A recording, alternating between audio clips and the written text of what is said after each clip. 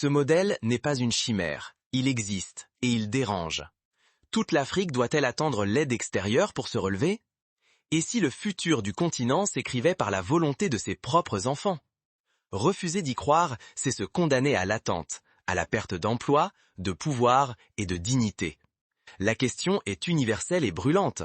L'Afrique peut-elle redevenir maîtresse de son alimentation? Et si la machine qui change l'Afrique ne venait ni d'Europe, ni de Chine, mais du cœur même du Burkina Faso?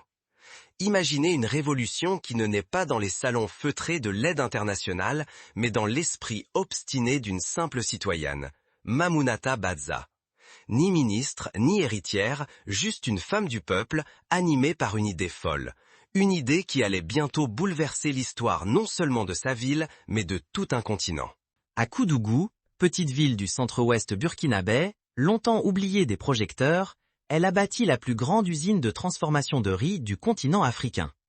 Pas grâce à des millions venus d'ailleurs, mais avec des moyens du pays, la sueur et la ténacité de ses proches. Ici, aucun don, aucune charité. Seulement la déclaration d'une souveraineté nouvelle, arrachée à la fatalité. C'est une révolution silencieuse, née d'un refus obstiné de la résignation. Des décennies durant, le riz représentait la dépendance. Chaque jour dans les assiettes, mais importé de loin, payé cher. Chaque grain rappelait l'humiliation d'une nation impuissante. À Koudougou, ce symbole s'est inversé. Le riz local, autrefois blessure, devient source de fierté. Désormais, des machines burkinabè transforment le grain du pays, offrant un travail digne à plusieurs milliers de familles, et un riz produit ici, emballé avec honneur. Ce basculement n'a rien d'anodin. Il redessine les contours de l'identité nationale. Alors, que se passe-t-il quand une femme décide d'agir sans attendre? Quand une usine naît sur une terre oubliée? Et si ceci n'était que le commencement? L'histoire de Mamounata Bazza est celle d'une possibilité, d'une lueur dans la nuit et d'un défi lancé à tout un système. Pour comprendre comment Mamounata Bazza a bouleversé le destin de Koudougou, il faut revenir au point de départ. Tout commence par un échec qui aurait pu tout arrêter. Ce n'est pas l'histoire d'un miracle tombé du ciel, mais d'une suite de revers, de doutes et de choix courageux. Depuis des générations, chaque grain de riz importé portait le goût amer de la soumission. À chaque repas, l'Afrique absorbait non seulement des céréales étrangères, mais aussi une part de son orgueil. Sur les marchés, les sacs venus de Thaïlande ou du Vietnam s'entassaient, tandis que des milliers d'hectares de terres fertiles restaient vides, comme si la dépendance était devenue une malédiction plus lourde que la sécheresse. Les anciens se souvenaient d'une époque où l'on cultivait plus, où l'on mangeait ce que la terre donnait, mais cette mémoire s'effaçait peu à peu. Partout, le même paradoxe saute aux yeux. Comment un continent si riche en terre, en bras, en soleil, peut-il dépendre de navires lointains pour nourrir ses enfants? Année après année, l'Afrique dépense des milliards pour acheter du riz venu d'ailleurs, alors que ses propres agriculteurs peinent à vendre leurs récoltes. L'argent s'élabore, la jeunesse s'exile et l'espoir de maîtriser son avenir s'étiole. Dans les villages, on entendait souvent ce proverbe. Celui qui attend le plat du voisin finit par dormir le ventre vide. Mais en 2023, un vent nouveau souffle sur le Burkina Faso. Le président Ibrahim Traoré lance l'offensive agro-pastorale nationale, refusant la résignation. Désormais, il ne s'agit plus de rapports ou de promesses d'aide, mais d'arracher la dépendance à la racine. Cultiver, transformer et consommer localement.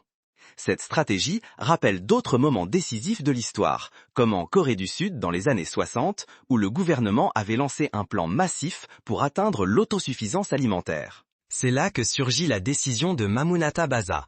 Non, elle n'exportera plus de riz brut pour le racheter ensuite, blanchi et vendu à prix d'or par des mains étrangères.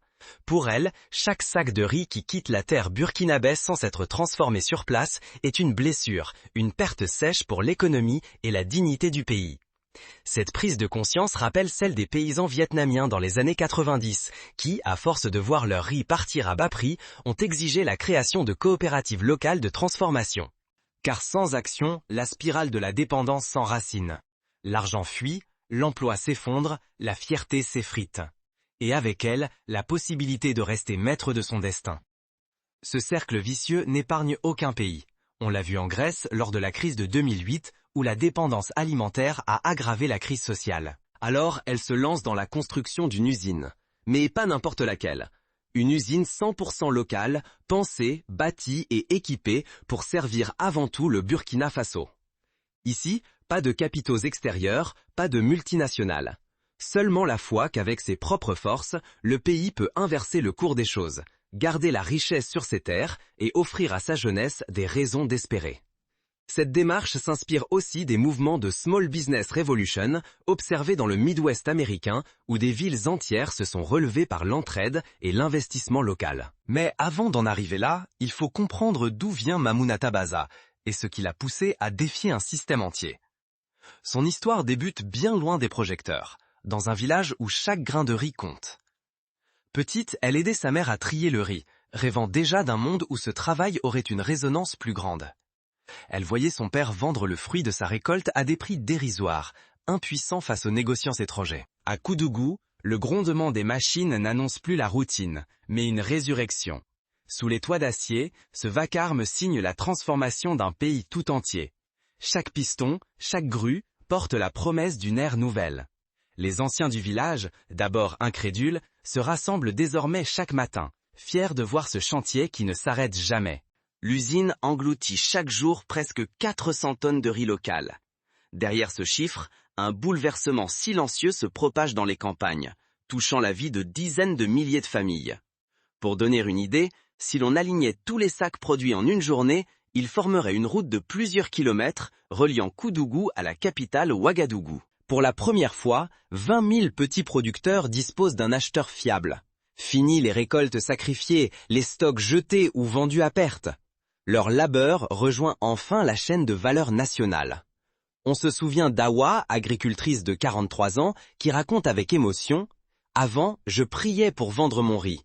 Aujourd'hui, c'est l'usine qui m'appelle. » Libérés de la peur de tout perdre, ces agriculteurs osent investir à nouveau. Ils modernisent leurs outils, s'organisent en coopératives et retrouvent confiance dans l'avenir. Le cas de la coopérative de Sangoulema est parlant. En mutualisant leurs ressources, ils ont pu acquérir une batteuse mécanique et doubler leur production en 2 ans. En l'espace de 6 mois, la production locale a bondi. Le riz de Koudougou représente désormais presque un tiers de la consommation nationale, alors qu'il n'atteignait qu'une poignée de pourcents il y a peu. La courbe ne cesse de grimper.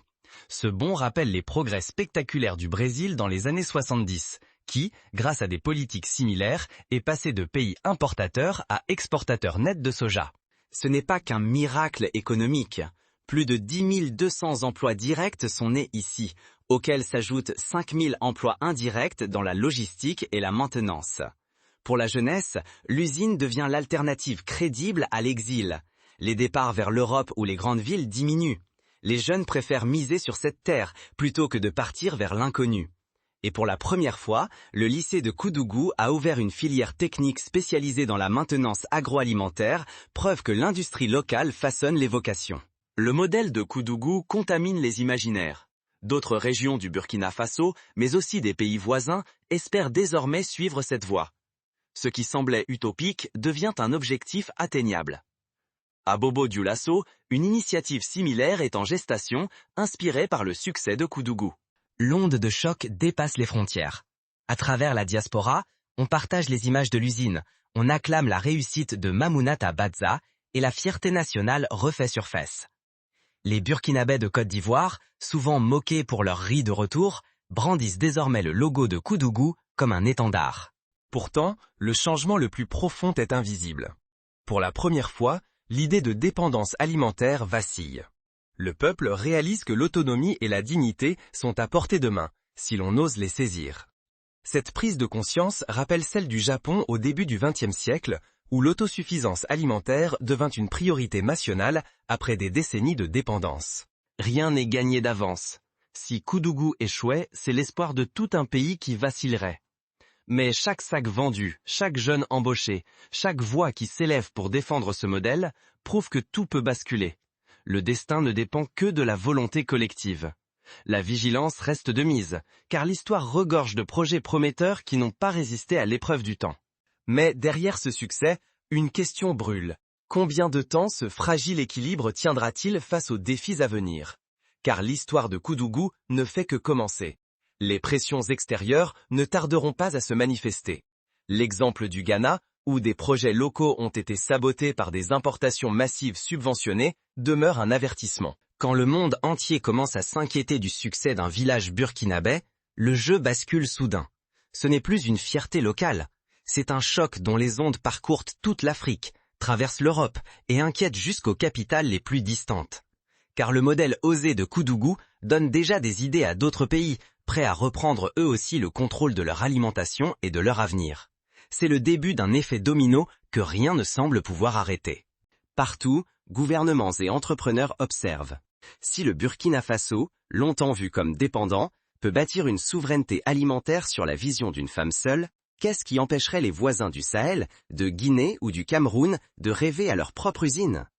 Un effet domino s'amorce, inévitable et implacable. Pour certains, c'est une menace, pour d'autres, une inspiration irrésistible. Ce phénomène rappelle la révolution verte en Inde, qui a inspiré toute l'Asie du Sud-Est à investir dans la transformation locale. En Europe, les regards se font anxieux. Derrière chaque grain de riz consommé localement, c'est un contrat d'exportation évaporé.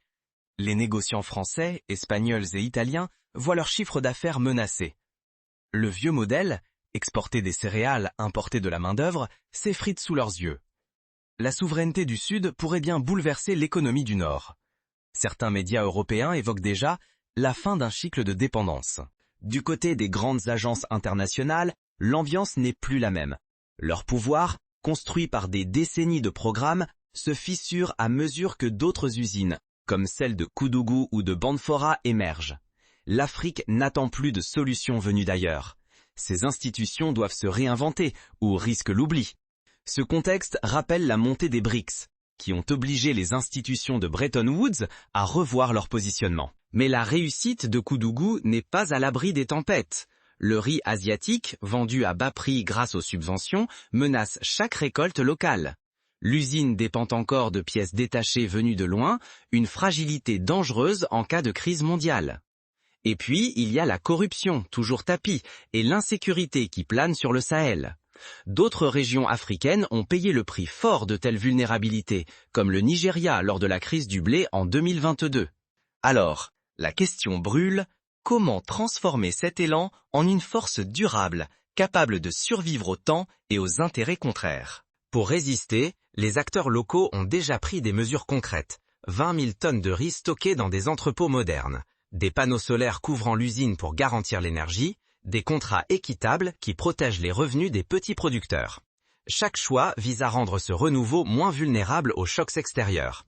L'exemple du stockage est inspiré du modèle éthiopien, où la création de réserves stratégiques a permis de limiter l'impact des pénuries. Pour comprendre ce qui se joue vraiment, il faut remonter à la source de ce bouleversement.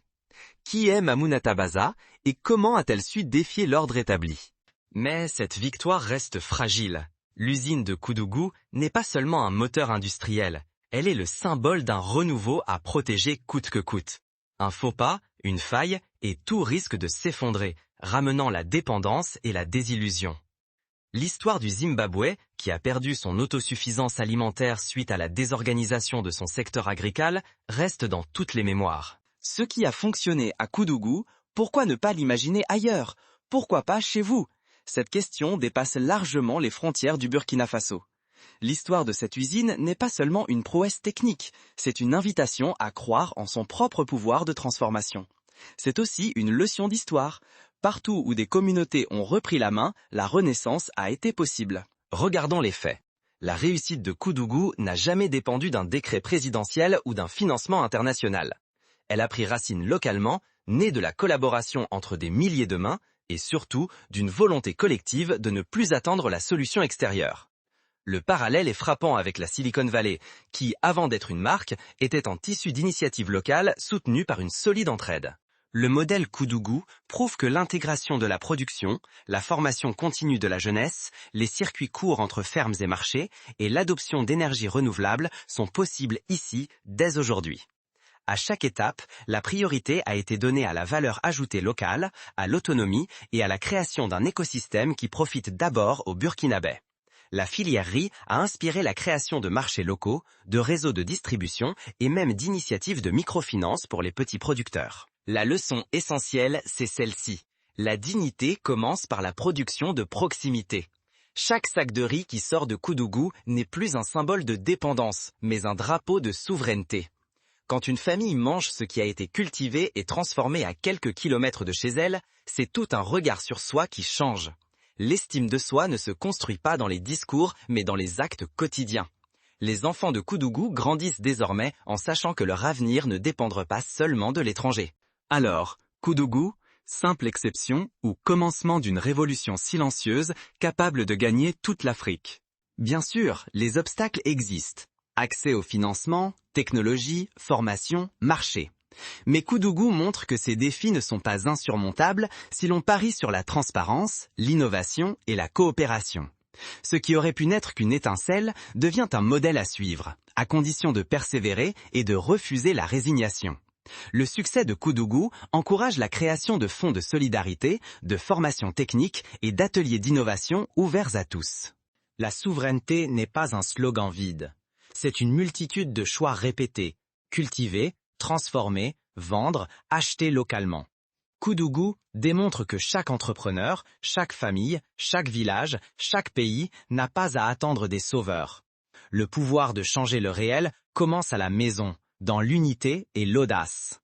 Un exemple concret, la boulangerie du quartier, qui a remplacé le pain importé par des galettes de riz locales, créant ainsi 10 emplois supplémentaires. Le plus grand risque aujourd'hui, ne rien apprendre, céder à la facilité de l'attente ou retomber dans la dépendance.